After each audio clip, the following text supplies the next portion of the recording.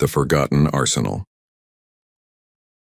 The Galactic Council chamber had never been this quiet. Ambassador Terran of the Axthari Confederacy stood at the center of the circular hall, his 4 eyes scanning the faces of representatives from 73 different species. Some had scales, others had feathers. A few existed as glowing clouds of gas contained in environmental suits, but today every single one of them wore the same expression: fear. The Terran swarm has taken the Kelthros sector, Terran said, his voice steady despite the tremor in his chest. 12 colonies gone, 4 million souls. The defense fleet lasted 6 hours. A murmur rippled through the chamber. 6 hours. The Kelthros defense fleet had been one of the strongest in the galaxy. 200 warships, each capable of glassing a planet. The swarm had torn through them like paper. How many ships did the swarm lose? Asked Counselor Mirax, a reptilian from the Outer Rim.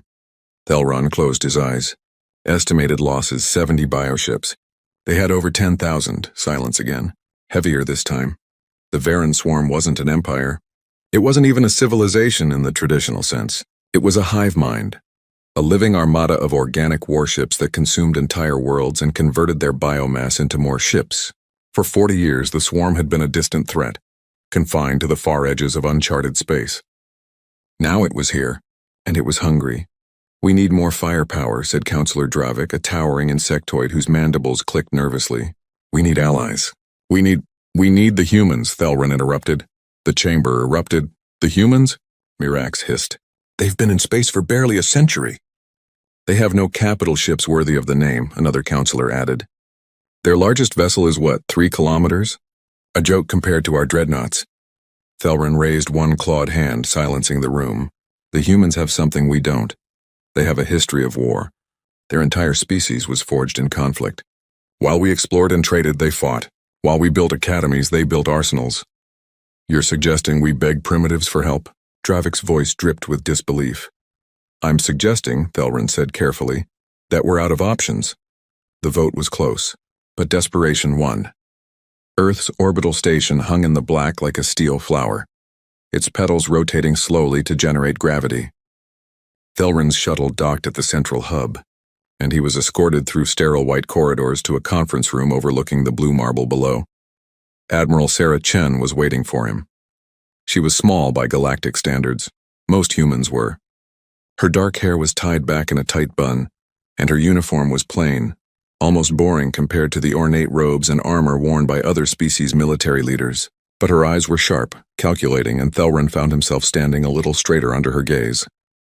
Ambassador Terran, Chen said, gesturing to a chair. Welcome to Earth. I understand you have a problem. Terran sat, his tail curling nervously around the chair leg. The Terran swarm is advancing toward the core systems. We've lost 6 sectors in the past 3 months. Our projections show complete collapse within a year. Chen nodded slowly. And you want our help? Yes, what do you need? Troops, supply lines? Intelligence? Terran hesitated. Ships, we need ships, warships, enough to hold the line while we evacuate the outer colonies. Chen was quiet for a long moment. Then she leaned back in her chair, fingers steepled. How many ships do you think we have, Ambassador? Terran had done his research. Our intelligence suggests you maintain a fleet of approximately 300 vessels. Mostly cruisers and destroyers. Respectable for a young species, but not enough, Chen finished. You're right. 300 ships won't stop the swarm. Terran's heart sank. He'd flown across half the galaxy for nothing. But then Chen smiled. Lucky for you, she said. That's not all we have. The transmission reached the Galactic Council 3 days later. Humanity has agreed to assist, Terran announced, trying to keep his voice optimistic. They're sending military support to the Kelthros sector immediately. Relief flooded the chamber. Counselor Mirax leaned forward. How many ships? Terran cleared his throat. 1, the relief evaporated. 1 ship? Dravik's mandibles clicked in what might have been laughter. 1 human ship against 10,000 swarm vessels? Have they lost their minds? Perhaps they're sending a scout, Mirax suggested. A reconnaissance vessel to assess the threat. Or perhaps, another counselor said bitterly, they're sending us a message. That we're not worth their time. Terran said nothing. He'd asked Admiral Chen the same question, and her answer had been cryptic. Trust me, Ambassador. 1 is all you'll need. But as he stood in the council chamber, watching his colleagues descend into panic and anger, Thelran couldn't help but wonder if he'd made a terrible mistake. The asteroid belt beyond Mars was a graveyard of rock and ice, the remnants of a planet that never formed. It was also the perfect place to hide something big. Deep within the belt, nestled in the shadow of a massive iron asteroid, something stirred. Docking clamps disengaged. Fusion reactors hummed to life. Running lights flickered on across a hull so vast that it took a full minute for the illumination to spread from bow to stern. The ECS Prometheus was waking up.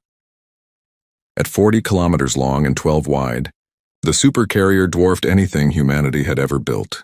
Its hull was a patchwork of titanium alloy plating and ablative armor, scarred from decades of test runs and simulations. Hangar bays lined its flanks, each one capable of holding 100 fighters. Weapon emplacements bristled from every angle: railguns, missile pods, energy cannons, and experimental plasma lances that had never been fired in combat. On the bridge, Admiral Chen watched the countdown on her display. "All stations report ready," her XO said. Chen nodded. "Take us out." The Prometheus began to move, thrusters firing in perfect synchronization. Slowly, ponderously, the supercarrier pulled free of the asteroid's shadow and turned toward open space. Behind it, 11 other asteroids began to stir. 3 weeks later, the Terran swarm entered the Kelthros sector. The Council's defense fleet waited for them. 800 ships, the largest armada ever assembled. On the flagship's bridge, Thelran stared at the sensor displays, watching the red dots multiply across the screen. "Swarm contacts. 9,800 and counting," the sensor officer reported. Thelran's claws dug into the armrest of his chair. Where were the humans? And then at the edge of the system, a single contact appeared. It was big. No, it was massive. "Sir," the sensor officer whispered, "you need to see this."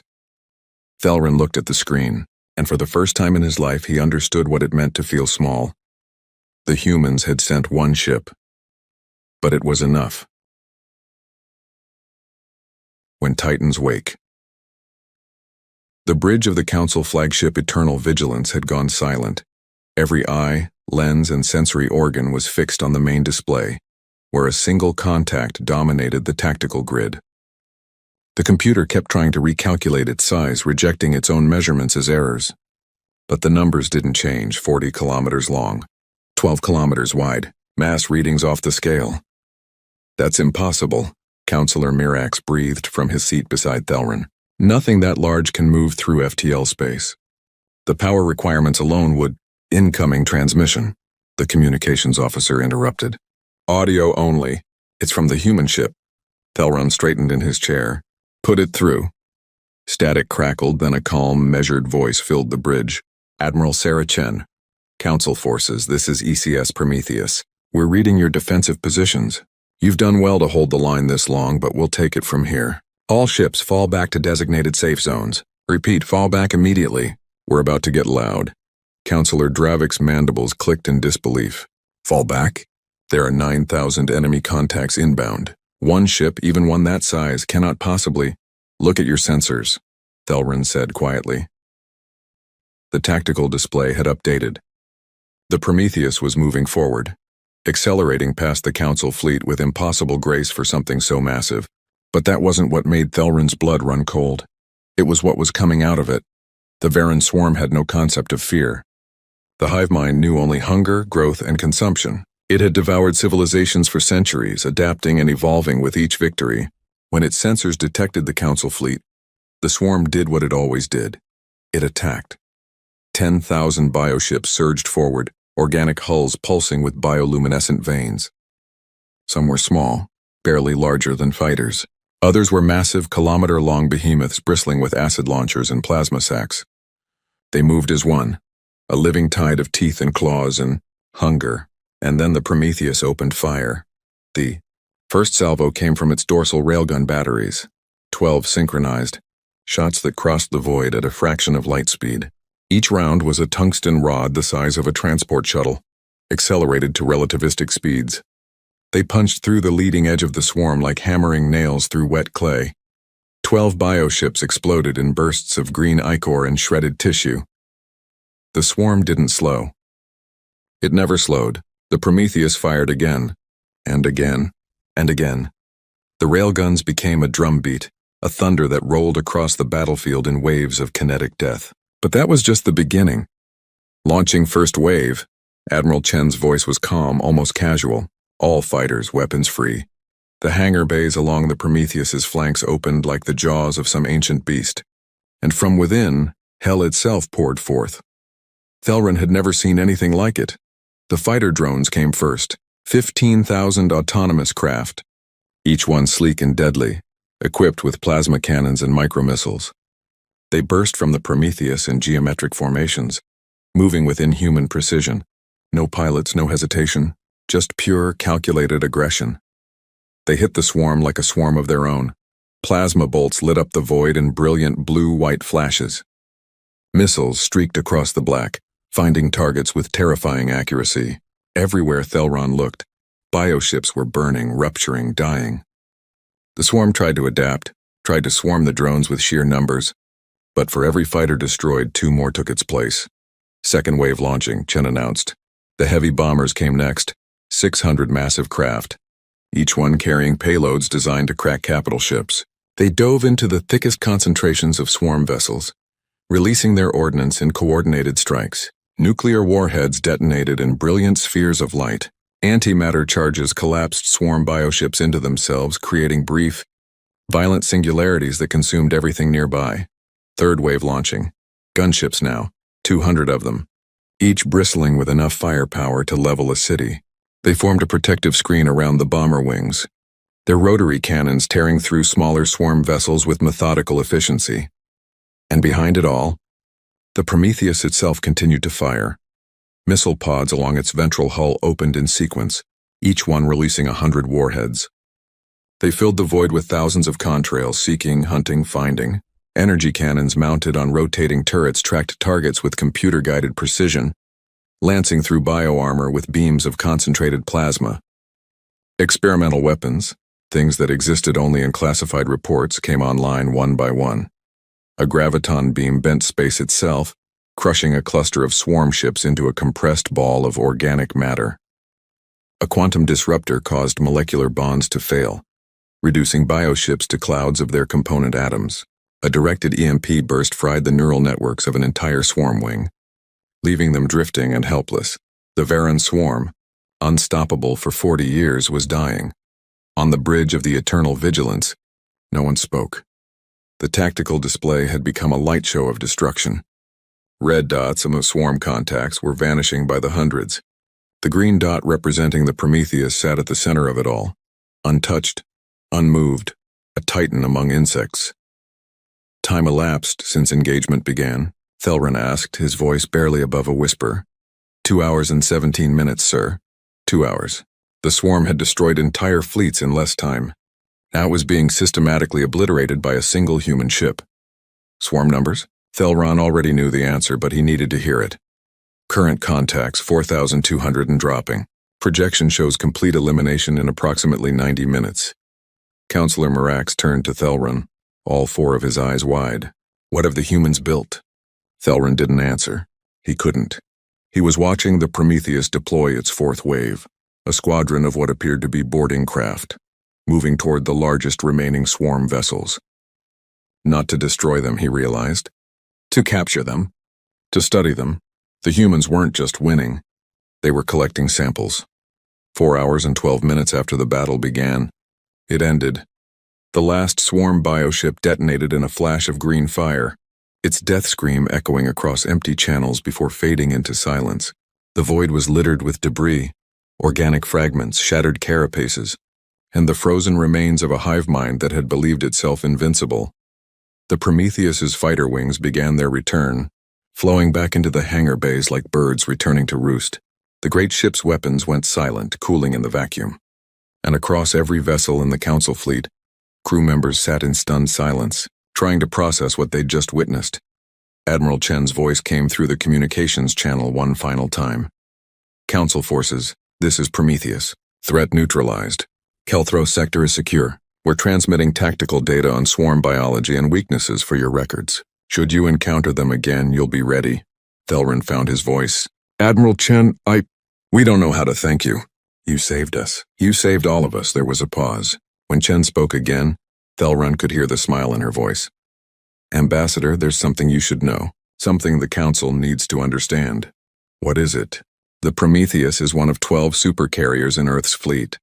We built them over 80 years in secret, in the asteroid belt where no one was watching. We built them because humanity learned a long time ago that peace is only possible when you're prepared for war. The bridge went silent again. 12. There were 12 of these monsters. Chen continued. We didn't build them to conquer. We didn't build them to intimidate. We built them because when we finally reached the stars, we wanted to be ready for whatever we found out here. Today you saw what one carrier can do. Pray you never need to see what all 12 can do together. Thelron's claws gripped his armrest so tightly he thought they might break. What are you saying, Admiral? I'm saying that humanity doesn't seek war. We don't want to rule the galaxy or dominate other species. But we're not naive either. We know the universe is dangerous. We know that sometimes violence is the only language that predators understand. So we prepared. We trained. We built ships that could face any threat. On the main display, the Prometheus was already turning, orienting itself for the journey back to Earth. We're here if you need us, Ambassador, Chen said. But we hope you never do. Prometheus out. The transmission ended. Thelron sat in his chair, staring at the empty space where the supercarrier had been. Around him, council members were already shouting, demanding emergency sessions, calling for ambassadors, trying to understand what this meant for the balance of power in the galaxy. But Thelron wasn't listening. He was thinking about what Admiral Chen had said, about preparation, about the difference between seeking war and being ready for it, about a species that had spent a century in space and somehow managed to build a fleet that made the galaxy's ancient powers look like children playing with toys. Sir? His aide approached cautiously. What do we tell the council? Thelron stood smoothing his robes with one clawed hand. When he spoke, his voice was steady, certain. Tell them the truth. Tell them that humanity isn't just ready for the galaxy. They've been ready for decades. And tell them that the smartest thing we can do is make sure we stay on their good side. He looked out at the debris field one last time, at the remains of a threat that had seemed unstoppable just hours ago.